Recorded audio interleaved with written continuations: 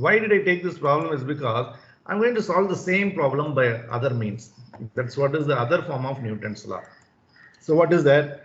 You know what is Newton's second law? Sigma F is equal to ma. This what is A is given by dV by dt, or A is given by v dV by dx. We can define like that. So if I substitute this expression of acceleration in this, that's going to be mv dV by dx. This is what is sigma F. So if I take this dx on the other side, left hand side, sigma F into dx. So what is sigma F?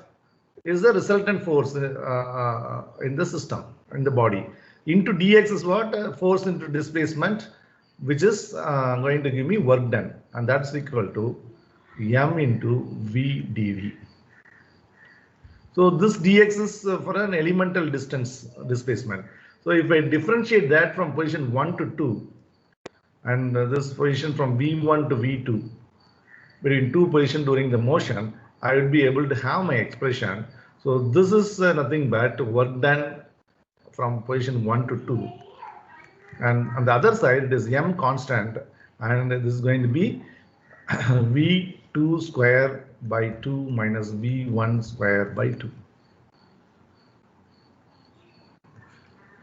So now what is mv squared by 2 is kinetic energy. So this is kinetic energy at position 2 minus kinetic energy at position 1. This is what is work done from 1 to 2. And if I take this on the other side, so kinetic energy at position 1 plus work done from position 1 to 2 in the system, that's equal to kinetic energy at position 2. So this is what is another form of Newton's law, popularly known as work and energy principle. So this is a quite useful principle when you have more than one number of bodies connected system and its motion. Then you would apply this to find out your unknown. Like for that example, in this problem, if I have to find out what is the stopping distance, I can apply this work and energy principle, and one equation I would be able to find what is the stopping distance. That's an advantage, right? So if you see this work from 1 to 2 will be change in potential energy for the conservative system. This 1 to 2 is change in potential energy for conservative system. So we have seen already in virtual earth method topic time, what is conservative system? So conservative system is the one where there is no energy loss, there is no heat dissipation, there is no frictional forces.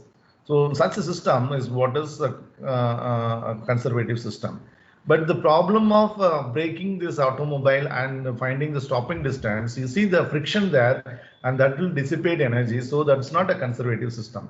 In such cases, I will call this other form of Newton's law as work and energy principle. If I am certain that I have a system where it is all no friction and it is conservative system, then in such cases, I would call this as conservation of energy principle. That's the difference. So the work and work done from position 1 to 2 will become its change in potential energy from state 1 to 2.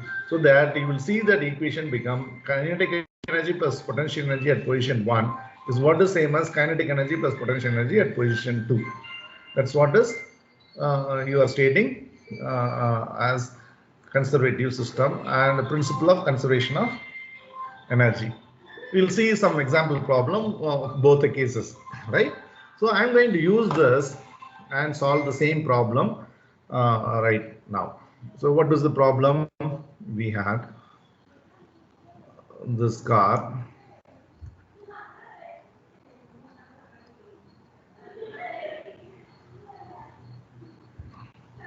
So this car is inclined 10 degrees slope, it is coming down. So this is, let us call position 1, where its velocity is 20 meters per second.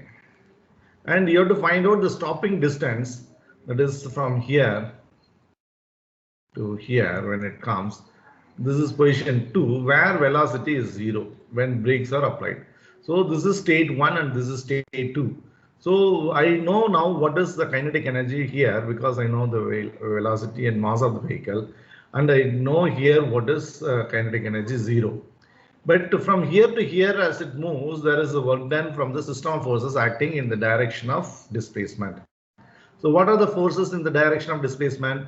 I have this weight component, which is 3500 sine 10, that force, and I have my friction force in this direction, 0.5 into 3500 cos 10. And of course, I have my reaction force, but it is at right angle, so that will not participate in the equation.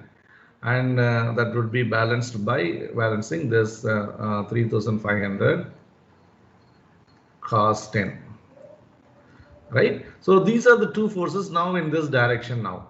So one is along the displacement in the direction of displacement, other is opposite to that. So now how do I write my find out my displacement if this is x? So I would get it from applying work and energy principle.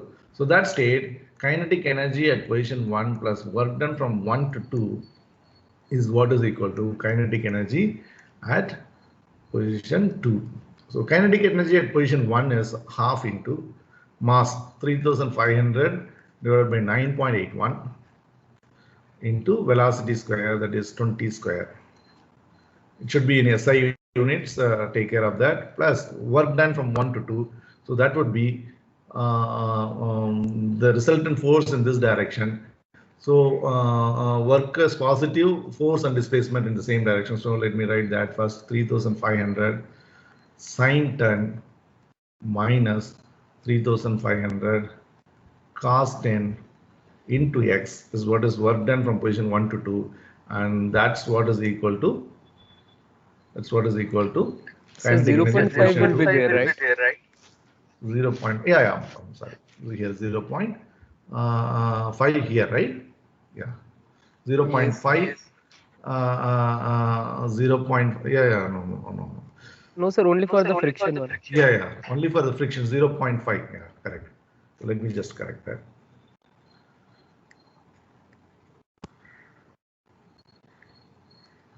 So that's going to be 0.5 into 3500 sine 10 minus this into x. That's equal to kinetic energy at position 2 is 0. So this will solve for x, and that will exactly be 63.9 meters. You can check. So this is how you can do it with work and energy principle, which is the other form of Newton's law, right?